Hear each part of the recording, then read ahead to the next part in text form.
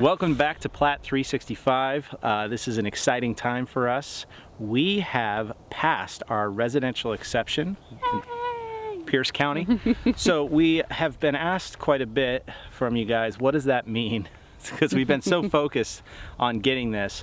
And what that is there's a moratorium on this land. We have 18 acres. And in Pierce County, Washington State, when land is logged, right, what happens? Okay, I sum up. Okay, if you have a piece of property and it is logged for profit for the timber, the land must remain vacant and it cannot be touched. It can't be developed in any way for 6 years. Right. Now, Pierce County has divided that into 2 sets of 3 years each. So, and there are a bunch of different rules of things you can do and can't do. Essentially, in the first 3 years, nothing. Ever. Unless there is one exception. You can take 2 acres out of the full parcel that was logged and apply for what's called a 2-acre residential exception. Now, if I can interject, so that we have 18 acres, it's not a percentage thing. Yeah. If you have 4 acres, you still get 2 acres. So 18 acres, we get 2, but don't let that fool you, because what gets eaten up in those 2 acres? The 2 acres covers any development. That includes your driveway, so your access point in, your utilities, if you're putting a septic system in, your drain fields, your leach lines, everything has to fit within that 2-acre footprint. So, and our driveway is how long? Our driveway takes up a ½ acre. Boom. So now we have 1.5 acres. And we are currently, I apologize for the wind, we are currently standing in what will become our living room, which is cool because I don't know if you could see the mountains right there. That's pretty amazing. So we're really excited. We came out and the first thing we did, and we'll do another video on how to actually design a house on the site, but the first thing we did was put the design of the house in place, and it actually moved around quite a bit, which is exciting. Yeah, we did move it around when we got out on site. We had a general idea of what we wanted it to look like, but we'll get into kind of the design considerations later. That is our business. That's where we met. So many wonderful years ago. Yes. We're both it's a good color for you. So we met in architectural school about 1,000 years ago. And so we have a background of architecture and design. So this is getting into our forte versus all this other stuff we've just been bumbling around, making all these mistakes. Figuring it out. Yeah. But now we're getting into that. So back to the moratorium. Well, I was going to sum up for the 2-acre exception. There are 3 pieces that you have to get approval for in order to be approved for the 2-acre exception. Right. And then we'll talk about what obtaining the 2-acre exception lets you do. So the 3 things you have to, the 3 departments you need to have sign off is geotechnical, so they want to know about your soils and landslide and because if you can see in the background here, this drops, and there's a considerable and the hill. A good hill. If you want to check out the video of the hill that I've been working on, they have to make sure that there's no landslide issues, not only for the building, but that they didn't log the trees so much so that it's created a landslide event. Yeah, so there's no instability from the remaining soil, so by removing the trees, they didn't make the soil unstable. Now let's talk about the difference between the DNR, which stands for Department of Natural Resources, so when somebody logs land, they get a permit through the DNR. And the DNR has this whole list of things that needs to happen. Percentage of trees logged, wetlands that you stay away from, all these things that you have to do. And that's the state. That's a state agency. Yes. The problem is we're getting permits through the county. The county of Pierce County has a whole different set of guidelines for logging. So they have to come out and make sure, so this 6-year moratorium and the 2-year residential exception is all based on following the rules of Pierce County, not the DNR. So the loggers could have come out here and done everything correct, and we still wouldn't be able to pass and get our residential exception. Yeah. So we have two other areas. So the first one is geotechnical, and that's soils and landslides. The second one is planning, and that's just making sure that that's Adonis's. Oh, I'm sorry. Planning? What do you mean? Because the three departments for the 2-acre exception, one goes through geotech, one goes through, deals with planning department, and one goes through for the wetlands. Biological. The biological. So the biologists. Here, let's go back to the planning. What does that do? The planning makes sure that in fact you can build, that the zoning is correct, that you are in fact submitting a 2-acre parcel. Planning is more of the, this is the rectangle you can build in, and making sure you understand that you only get 2 acres. Got it, okay. So and the reforestation. I thought that was biology. But the planning department had to sign off on the reforestation. Okay. So it's all intertwined, and it gets confusing. It's very confusing. So, and we've been doing this for a couple months now, trying to figure out how to jump through these hoops. And we have the background of architecture, which, I don't know what that means. All that means is that we are very comfortable calling the city or the county and saying, I don't know what I'm doing. Who do I need to talk to? I think this is what I want. Is that actually what I want? And we've found some very helpful people at Pierce County that have been phenomenal helping us through this. So we had the people that came out on site, to sum up, is the biologist, who I didn't even know came out. She came out at some point, and that was the biggest thing that we could have failed, because there are wetlands. As you go down this hill, there's wetlands down there. Way in the corner, nowhere near anywhere that we want to develop or do anything with. You have to have a 60-foot setback, I think that's the right number, from the wetlands. For the logging.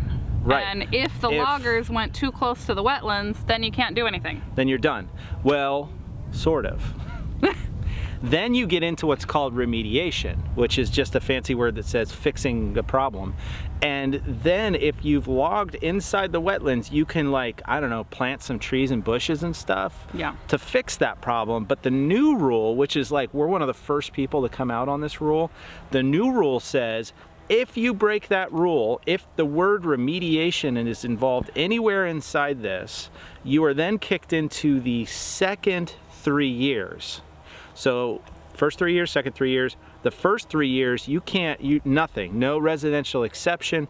Once you get into the second 3 years, then you can fix those problems. So we had to hope that the loggers didn't break any Pierce County rules, but regarding the wetlands. Regarding wetlands and any of this other stuff. So the biologist came out, gave it a thumbs up, which was whew. Yeah. That was the biggest possible problem. And there was a chance, so it's a 1.5 years since this has been logged, so there was a chance that we wouldn't have been able to do any of this for a 1.5 years.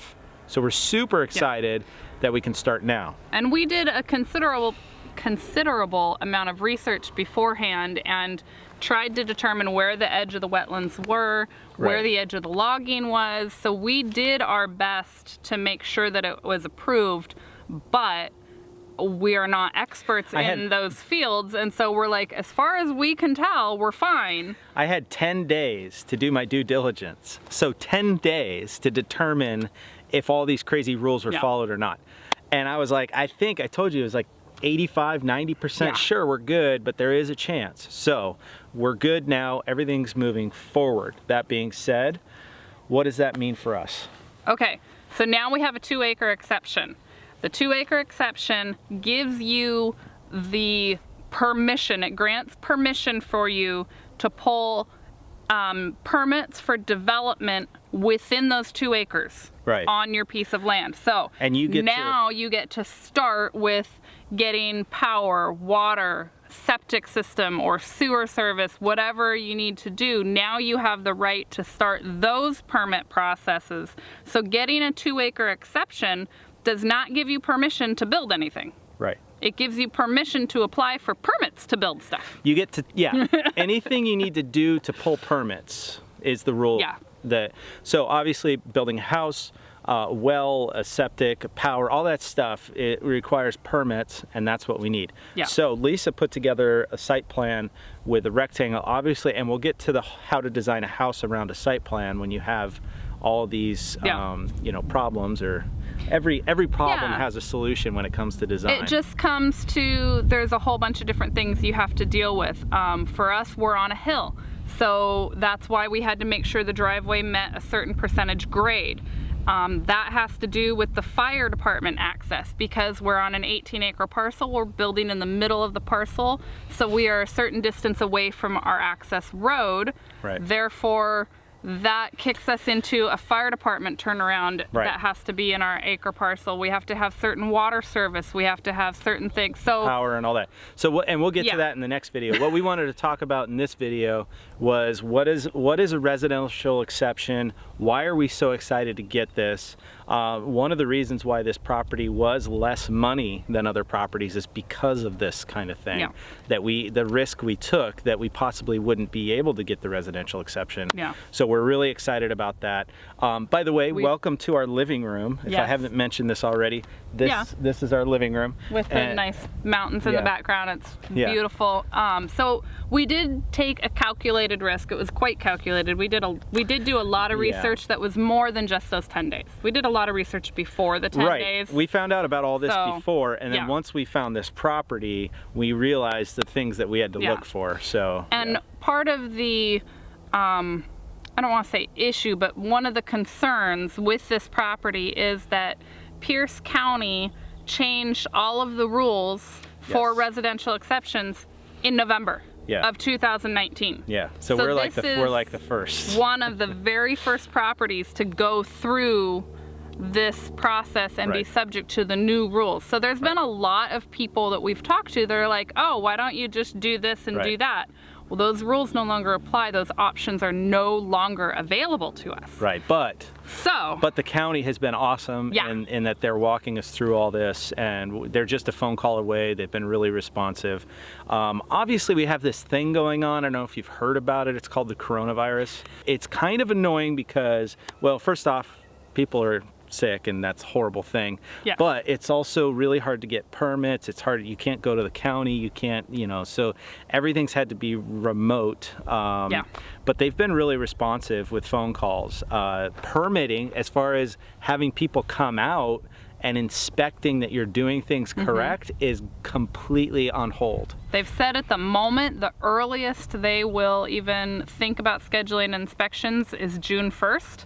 And that is a moving target. Right. It may or may not happen. It depends on how the situation develops.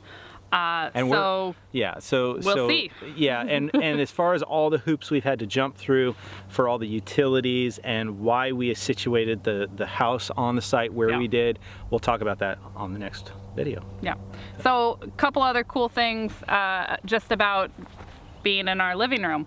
As we've been out here working on stuff and we're starting to clear areas out for a building pad, for a driveway, for turnarounds, and just being able to actually start development up here, we see quite a bit of wildlife. So there's deer that are wandering through. We're pretty sure there might be a bear, because we haven't seen the bear, but we've seen evidence. It's either a bear or a huge deer. Or coyote. With a digestive problem. Yeah. Yeah. So I'm pretty sure there's some foxes and some bunny rabbits. But if you can't, I don't know if you can hear, I don't know if the mic is picking this up, the sound, those are bald eagles. And that's a bald eagle. That's a bald eagle. So there's the trees over here, a couple trees over here that they like to come up and perch in, and it's pretty amazing to see the bald eagles. This piece of land happens to be on a little bit of a peninsula. So in that direction and in that direction, about a quarter mile each way is ocean. Well, it basically wraps all the way around. Yeah. So this is the high point of the peninsula. Right. So they come and they can perch around here and then fish right off the sides. Yeah. So apparently this is a good lookout spot for their hunting grounds. Yeah. So this is all about the residential exception, why we're so excited to get it. Because that means we can move forward, and we don't have to wait a year and a half. Yay! We don't have to do any remediation, which is awesome. And now we can start getting into clearing. We've laid this out. so that we kind of know where the house is, we know where the driveway is going to go, and we know where the RV is going to be parked. And now it's just a matter of doing some hard work, which we love. Yes, we are Uber nerds. Yeah. So we think visually, so we have little landscaping flags all over the place.